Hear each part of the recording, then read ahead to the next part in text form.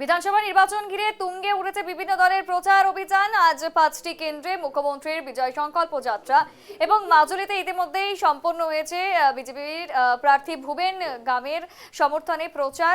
মুখ্যমন্ত্রী স্বয়ং সেখানে গিয়েছিলেন, সেখানে বিভিন্ন রকম ভাবে তিনি প্রচার চালিয়েছেন। একাধিক বক্তৃতার পর কার্যত গানের তালে পায়ের তালে তাল মিলিয়ে কিন্তু তিনি নাচে এবং নাচের মাধ্যমে কিন্তু তিনি প্রচার চালান।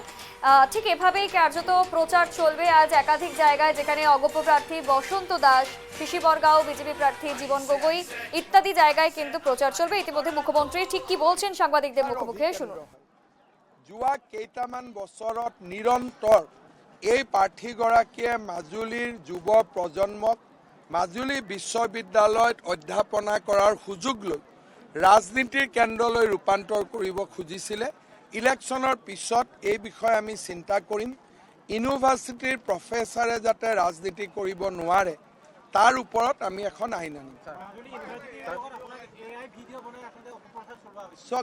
মই এটাই কথা ক'ম, মাজুলীৰ এআইৰ এইকাৰণেই প্ৰয়োজন নাই।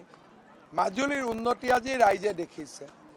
2011ৰ আগত যেতিয়া মই মাজুলীত আহিছিলোঁ, সাংবাদিকৰ আগত কথা ক'ব নোৱাৰে, কাৰণ ক'বলগীয়া কথা নাছিল। আজি মই ক'লে লিষ্টখন শেষ নহয়, কিন্তু কৰিবলগীয়া বহুত আছে। দলং দুখন হৈ যাওক, মাজুলীত মেডিকেল হৈ যাওক, ইউনিভাৰ্চিটিখন মই খুব ভাল কৰি কৰিম। মাজুলী সদায়ৰ কাৰণে পৰিৱৰ্তন হ'ব।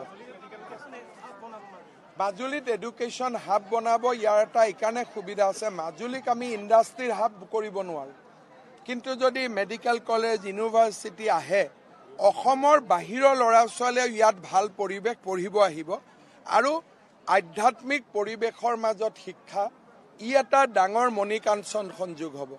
এফালে স্পিৰিচুৱেলিজিম, এফালে এডুকেশ্যন। মোৰ অলপ ভিছন আছে, ইলেকশ্যন মিটিঙত বহুত ডাঙৰ কৰি কোৱাৰ কথা নহয়, কিন্তু এটা উল্লেখ কৰিছোঁ যে মাজুলীক আমি শিক্ষাৰ অভিকেন্দ্ৰ হিচাপে নিৰ্মাণ কৰিম। 100% মাজুলীটো মই কৈ দিলোঁ।